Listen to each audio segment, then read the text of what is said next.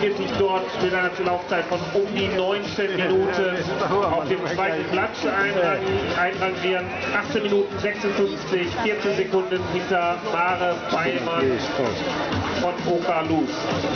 So, second place for Beatrice Ayer from Switzerland with a running time of 18:56. Ladies 60 final, 14 seconds behind Mare Beimann. Tää on 15 tässä. Noniin, nyt tulee. Kattoma-aika ja...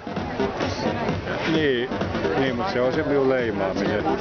Vienyt se Pariisin.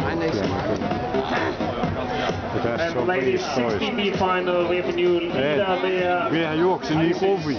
Smith from Great Britain with a running time of 18:02 for the second day of Mare Beimann.